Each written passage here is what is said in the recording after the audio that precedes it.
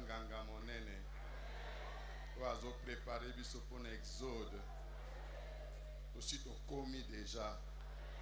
Maintenant nous voulons juste te dire, Seigneur, montre-nous de quelle manière nous allons nous comporter là où tu nous as déjà fait asseoir. Laisse que tout soit pour ta gloire, Seigneur. Nous ne sommes pas venus devant un homme et devant toi qui nous enseigne. Depuis le début de ce programme, tu nous parles. Ce soir, Seigneur notre Dieu, nous voulons comme essayer de conclure et voir combien nous allons marcher dans la suite. Merci pour ton serviteur Kali Kassenda, pour l'inspiration que tu lui as donnée. Et nous bénissons ton nom par le fait qu'il a voulu que nous puissions être parmi les orateurs de cet instant exode. Et bénis ton peuple qui est là depuis mardi. Il s'attend à quelque chose. Et cela ne pourra venir que de toi. Tu l'as déjà fait. Tu es en train de le faire et tu le feras. En ton nom, Seigneur, nous avons ainsi prié. Amen. Que Dieu soit glorifié. Nous sommes à notre dernier jour d'instant exode. Un programme merveilleux. Un programme qui nous prépare à retourner chez nous, à Bandalungwa. Alors, comme d'habitude, selon ma manière de faire, je cherche toujours des indices, des clés qui pourront m'aider à faire asseoir mes pensées. En tout cas, j'aimerais vous dire, ce n'est pas facile de prêcher après 3 grands orateurs. Et je te dis, petit, vous devriez être calme. Qu'est-ce que le vieux viendra dire? Waouh! Non, j'aime ça. C'est la relève. Nous partirons tranquilles. Tolela les latés. Alors j'ai pris 3 indices, puisqu'il y avait 3 prédications, chacun va se retrouver. Et j'ai dit, instant exode. Quelques clés sur les messages des orateurs qui m'ont précédé et les éléments que j'ai ajoutés. Première clé, il faut tout faire pour ne pas être rebelle. Et j'ajoute, sinon tu finiras comme Osias et on oubliera tes efforts et tes bienfaits. Là, il s'agissait des murmures des enfants d'Israël dans Nombre 14.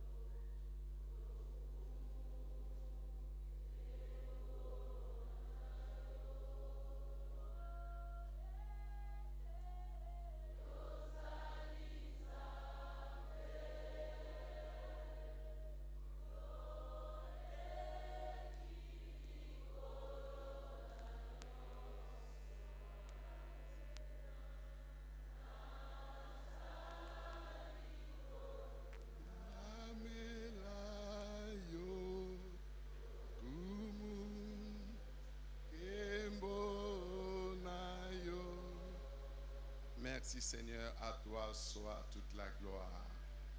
Instant exode. Quelques clés sur le message des orateurs qui m'ont précédé et les éléments que j'ai ajoutés. Première clé. Il faut tout faire pendant cet exode de ne pas être rebelle.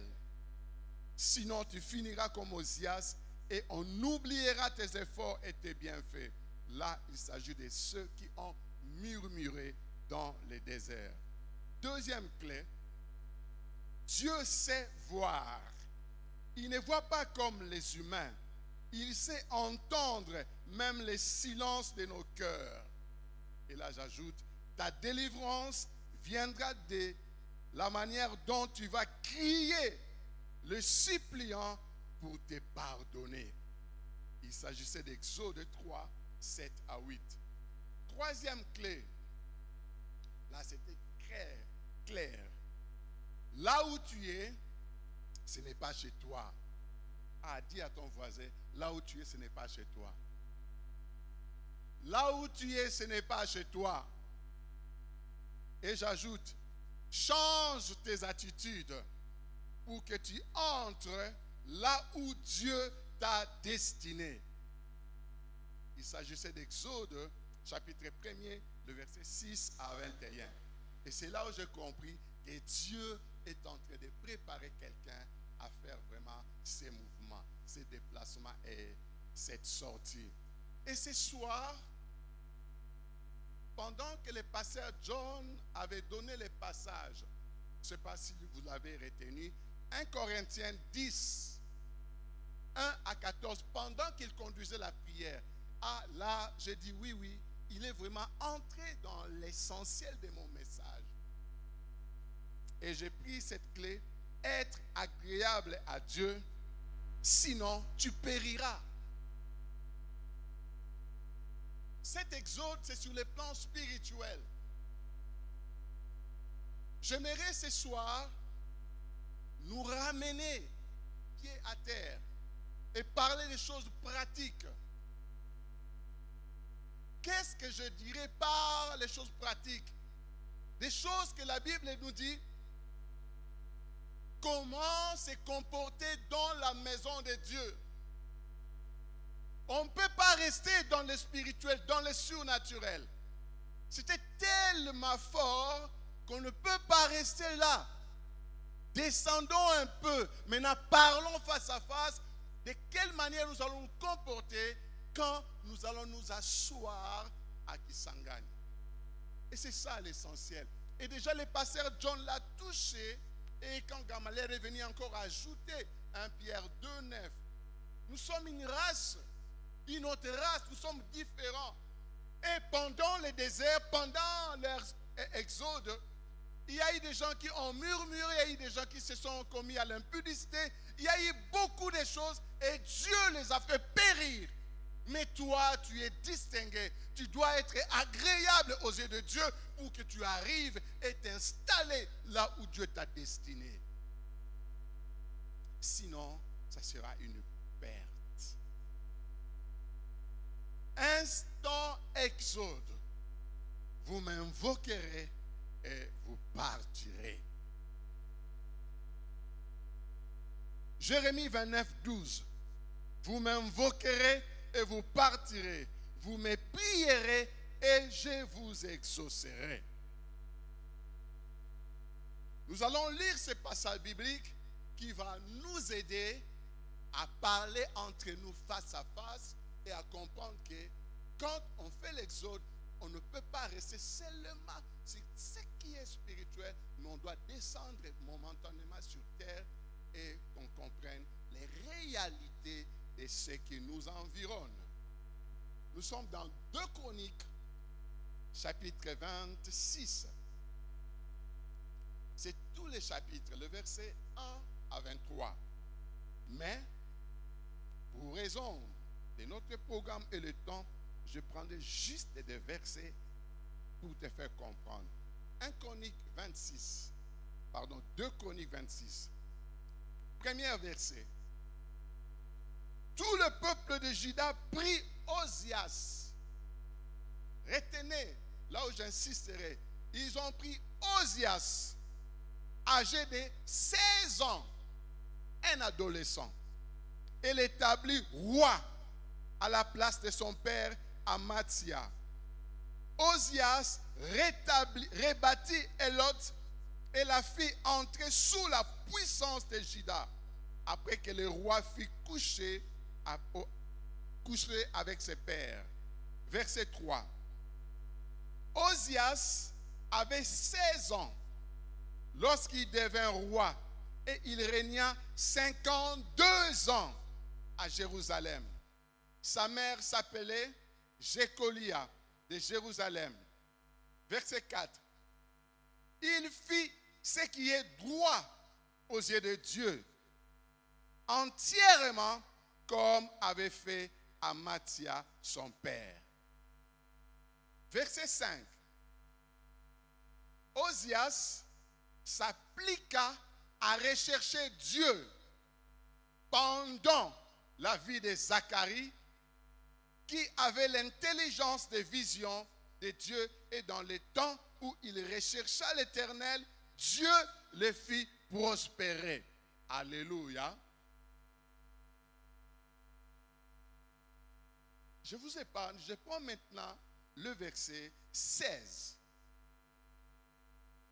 Osias fut établi roi à l'âge de 16 ans.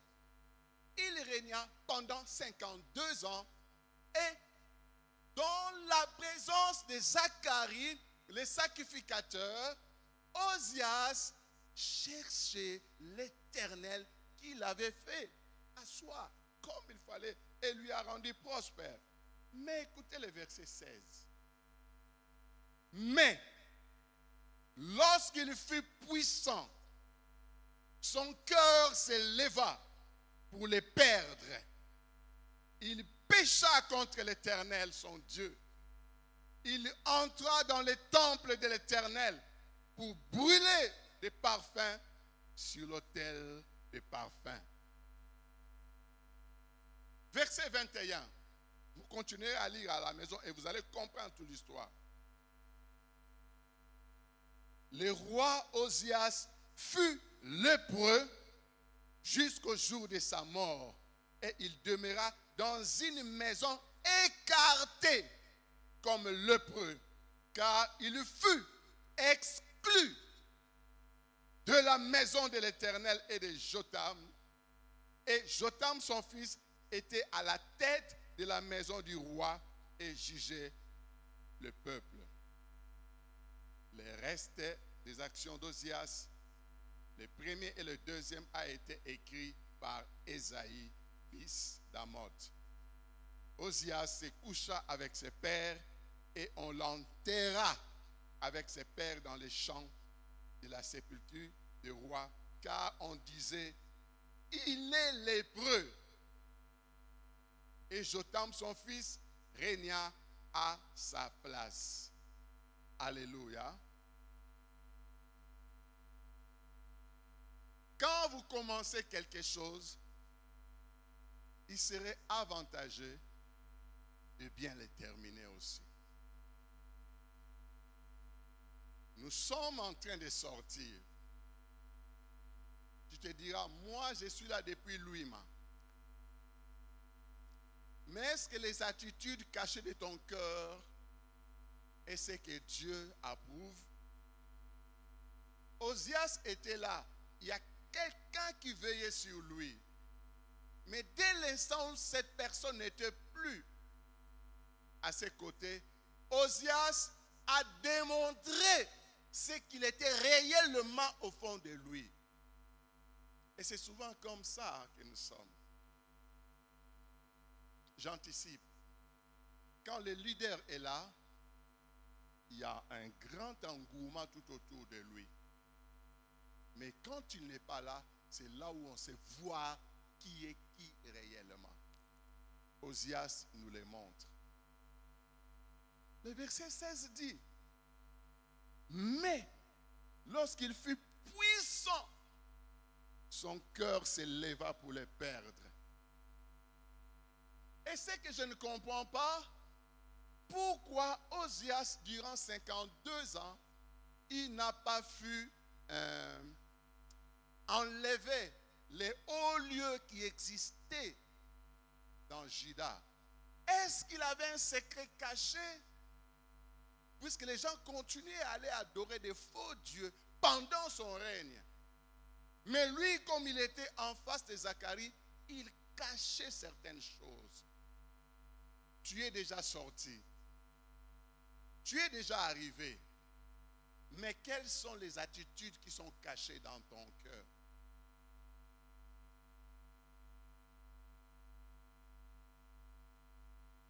Instant exode. Nous allons tous sortir. Là, je le déclare. Car la réponse nous attend de l'autre côté. Vous m'invoquerez et vous partirez. Vous me prierez et je vous exaucerai, dit l'Éternel. C'est le souhait de tous les enfants de la parole éternelle, sortir et aller s'installer à Bandal. Quand Dieu choisit quelqu'un pour l'élever et l'honorer, il ne tient pas compte de ce que tu es ou ce que la personne est. Mais ce qui compte pour Dieu, c'est ce qu'il met en nous et nous appliquons. C'est ce qui est essentiel. Il a pris Osias à l'âge de 16 ans. Cela importe peu. Mais ce qui comptait, c'est qu'il devait garder dans son cœur. Tu n'es pas là depuis le début, même depuis avant que la parole éternelle puisse naître. Mais est-ce que tu as de très bonnes attitudes jusqu'à l'instant où je parle?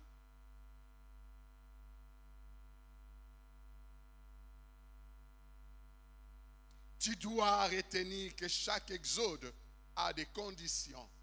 Comme nous voyons Josué, chapitre 3, quand Josué voulait traverser le Jourdain avec le peuple, les mots-clés, la base de leur exode était la sanctification, la purification, la consécration.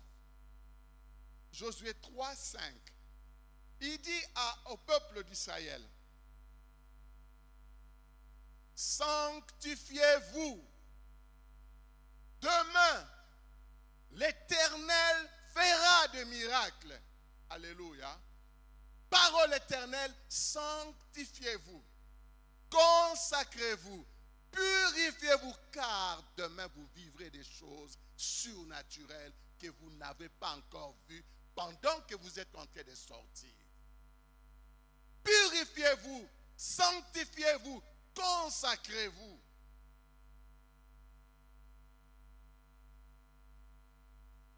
En parlant de l'exode, comme notre thème le dit, vous m'invoquerez et vous partirez. Je vous donne une base selon ma compréhension des choses et selon que je puis contextualiser les choses. Je dis ceci, vous m'invoquerez et vous partirez. Vous me prierez et je vous exaucerai. Vous partirez si vous m'invoquez. Mais vous resterez, vous attraperez la lèpre, vous disparaîtrez si vous ne changez pas vos attitudes, si vous ne vous réveillez pas dans votre conscience et ne remplissez pas mes conditions, dit le Seigneur. Vous ne partirez pas, vous ne sortirez pas, vous resterez, vous disparaîtrez si vous ne changez pas les attitudes de vos cœurs. C'est la base que je vous donne. Vous partirez si vous m'invoquez, mais vous resterez, vous attraperez la lèpre, vous disparaîtrez si vous ne changez pas vos attitudes, si vous ne vous réveillez pas dans votre conscience et ne remplissez pas mes conditions. La première condition, Josué l'a dit à son peuple, sanctifiez-vous, purifiez-vous, mettez-vous à l'écart, consacrez-vous, car demain l'Éternel va faire des miracles. Ce n'est pas tout le monde qui va sortir et partir véritablement. Ce n'est pas tout le monde. Première épître de Pierre, chapitre 3, à partir du verset 10, la Bible dit, ce sont toujours des conditions que chacun de nous doit remplir pour faire un exode excellent. Premier épître de l'apôtre Pierre, dans chapitre 3, le verset 10 dit, si quelqu'un, en effet, veut aimer la vie et voir des jours heureux, qu'il préserve sa langue du mal et ses lèvres des paroles trompeuses, qu'il s'éloigne du mal et fasse le bien, qu'il recherche la paix et la poursuivre. Verset 12. Car les yeux du Seigneur sont sur le juste et ses oreilles attentives à leurs prières. Mais la face du Seigneur est contre ceux qui font le mal. Verset 13. Et qui vous maltraitera si vous êtes zélé pour le bien. Il n'y aura personne qui va te maltraiter. Il n'y aura personne qui sera derrière toi si tu es zélé dans le bien.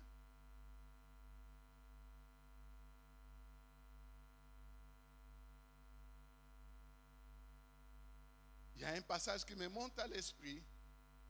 C'est Jacques 4, le verset 17.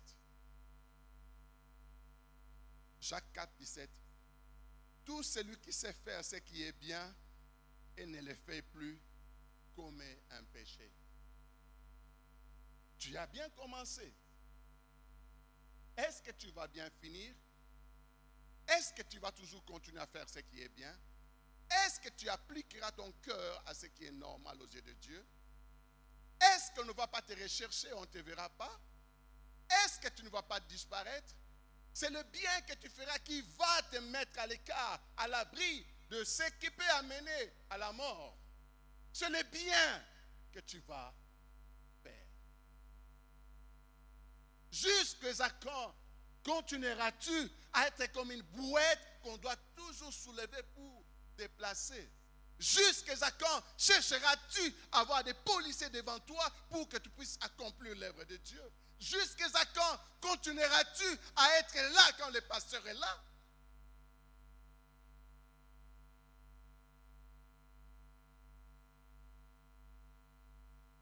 La parole éternelle est née il y a 26 ans. Beaucoup l'ont vu naître et être implantés. Et ces gens-là persévèrent jusqu'à aujourd'hui. Mais cela ne suffit pas. Tu n'as pas encore vu réellement et spirituellement ces nouveaux temples de la parole éternelle. Tu les vois, mais tu ne l'as pas encore possédé. Tu n'es pas encore assis là-bas. Tu n'as pas encore commencé à travailler là-bas. Tu n'es pas encore installé là-bas. Es-tu sûr que tu seras installé là-bas?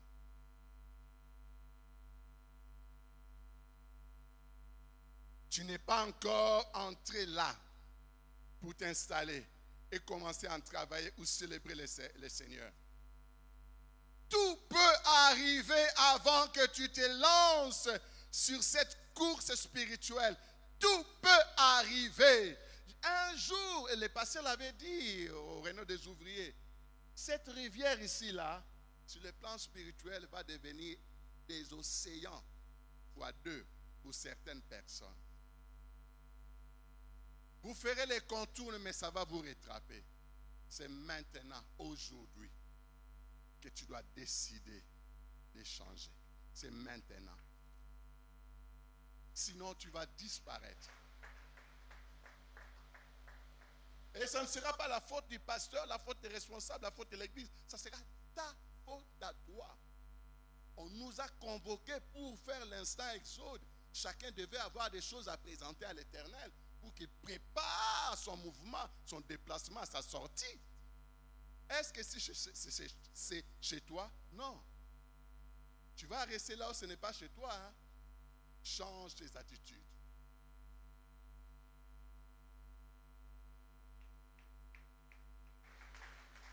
Et il y a nos spéciales qui sera réellement ta réponse. Déterminera qui entrera et qui n'entrera pas. Celui qui entrera, c'est celui qui fera son exode en remplissant toutes les conditions. C'est maintenant que tu dois te préparer. J'ai fait quelques constants et mises en garde.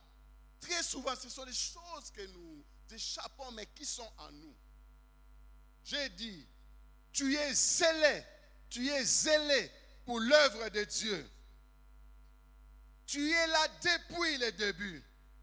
Tu es toujours présent. Tu connais l'histoire de la parole éternelle plus que tout le monde. Tu crois être au-dessus de tous. Tu crois être plus important et indispensable. Tu es très organisé. Tu as des compétences exceptionnelles. Tout ce que tu fais te réussit avec excellence. Si tu n'es pas là, la machine bloque. Tu as la maîtrise totale de ce que les autres ignorent. Est-ce que tout ceci est suffisant pour avoir accès à cet exode? Je pense que c'est non. Je pense que c'est non. Ce qui compte, c'est ton cœur. Osias avait 16 ans quand on l'avait établi roi. Il régna 52 ans. Il avait à peu près 68 ans. Mais il est mort lépreux. Ce n'est pas commencer qui compte. La fin d'une chose vaut mieux que son commencement. Osias n'avait pas cette pensée. Nous aurons la réponse dans la suite de notre intervention en entrant dans la pensée de ces passages bibliques, des 2 Chroniques. C'est Osias qui nous intéresse ce soir. J'ai aimé parce que les ados qui sont là, attention, hein, vous ne savez pas quand on va vous établir quelque part. Malgré vos 16 ans, mais vous êtes important aux yeux de Dieu. Demeurez ce que vous êtes. Ne changez pas comme Osias avait changé.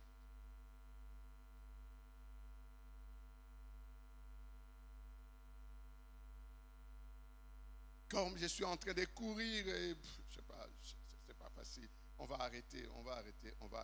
Mais comprenez, lisez tous les chapitres d'Osias. Vous allez comprendre que la présence des leaders sont d'un grand appui pour nous. Et c'est une couverture pour nous. Dès que nous sortons de cette couverture, nous commettons des erreurs. Quelques vérités, 3, 5, je sais pas. Le Seigneur, par sa parole, par la parole que nous venons de lire d'Osias, est en train de te dire comme rappel des choses que tu connais très bien, mais que tu ne fais plus. Cet exode est pour que tu te réveilles dans ta conscience et faire ce qui est bien. Ajoutez dans cette vérité Luc chapitre 12, le verset 47, donc 42 à 48. Je n'ai pas assez de temps, mais vous allez comprendre que le serviteur qui sera fidèle, loyal, tout ça, c'est lui qui restera auprès de son maître. Deuxième vérité, le Seigneur désire que par sa grâce, que tes attitudes avant, pendant et après cet exode ne puissent pas être le même. Tu dois changer, tu dois monter. Là où tu étais faible, monte. Là où tu étais arrogant, change, humilie-toi. Là où tu étais insoumis, deviens obéissant. Car là où tu vas est près que là où tu es venu.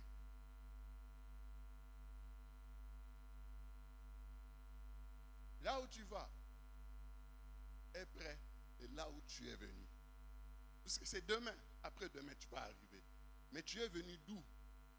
Tu avais 16 ans. Mais pourquoi tu es mort lépreux? Alors toi qui entends ces choses, c'est prêt, là où tu vas, alors change. Pour que tu entres et t'assoies et t'installer comme il faut. Tu dois te maintenir avec de très bonnes attitudes. Troisième vérité, que le Seigneur fasse qu'en cet instant exode, tu ne termines pas ta course dans les oubliettes, sinon on parlera de toi en mal, comme Osias. Il a bien commencé, il a mal terminé.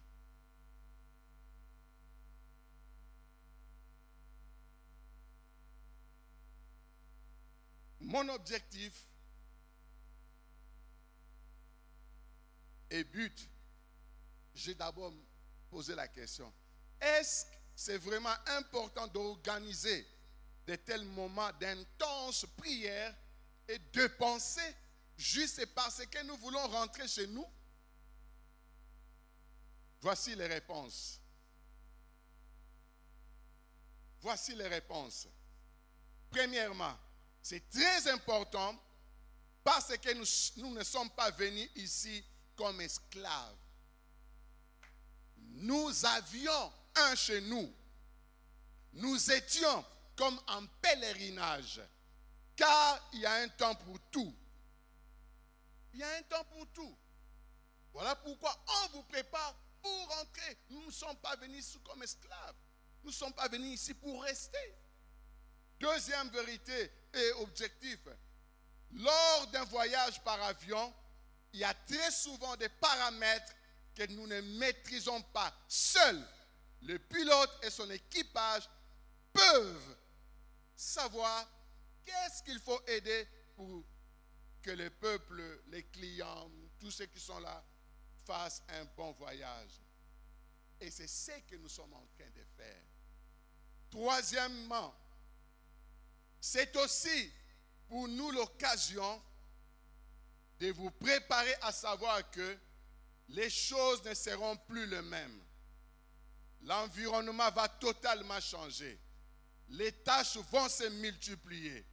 Nous ne pouvons pas vous laisser traverser sans vous mettre en garde contre le manque d'amour et le respect pour Dieu, contre l'orgueil, contre l'hypocrisie, contre les camouflages et l'infiltration et surtout contre la désobéissance. On ne peut pas vous laisser comme ça.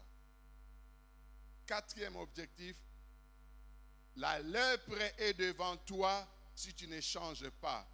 Voilà pourquoi je suis venu et je te parle. Dernièrement, c'est sur le plan spirituel. Tout ce qui intéresse Dieu, c'est d'abord ta foi, ton salut, et que tu changes tes attitudes, sinon tu seras atteint de la lèpre et finir mal ta vie. Voilà. J'aimerais dire à quelqu'un, je me souviens quand j'étais encore quelque part, et c'est là où nous allons prier, c'est un témoignage, comme on a passé des temps. J'étais assistant au pasteur et administrateur de l'église pendant au moins 4 ans. Et toutes ces années-là, je devais rester à l'église au moins 3 à 4 mois chaque année. Ce n'est pas comme ici où il y a un bon système. On peut laisser celui-ci, demain on laisse l'autre. Là, c'était tu es là et tu restes. Je vous épargne de tout ce que j'ai écrit dans mes notes. Mais je ne pense pas que c'est l'habitude que vous avez ici à la parole éternelle. Où un responsable te dit en face, je n'ai pas des ordres à recevoir de toi. Je ne reçois que les ordres du pasteur. Mais tu es là, papa. Landa est en voyage. Ngamunati kaliawa. Auto sangate pourquoi?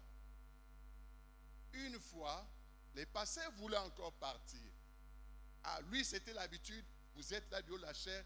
Il dit, bon, je vais maintenant remettre les bâtons de commandement à celui que j'ai choisi. Et ce jour-là, j'ai dit, pasteur, tu m'as laissé les bâtons, mais tu ne m'as pas laissé la liste des gens qui vont voyager avec toi. Suivez très bien. Tu ne m'as pas laissé la liste des gens qui vont voyager avec toi. Alors, on va faire ceci. Faites la liste, partez avec eux, ou bien tu les laisses en congé, ou soit tu cherches une autre personne qui pourra les diriger. C'était un grand silence. Les hypocrites qui, quand le passé n'est pas là, ils étaient tous les têtes baissées. Et depuis ces jours, les choses ont changé. Et j'aimerais le dire à la parole éternelle. Vous êtes souvent présents quand le leader est là. Mais on n'a jamais vu le passé Kali nous laisser une liste de gens qui partent avec eux. Il dit, je pars avec tel et tel. C'est tout. Soit avec sa femme.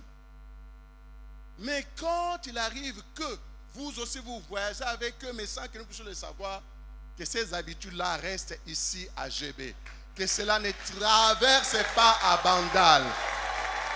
Pasteur John, je m'arrête là. Que Dieu vous bénisse.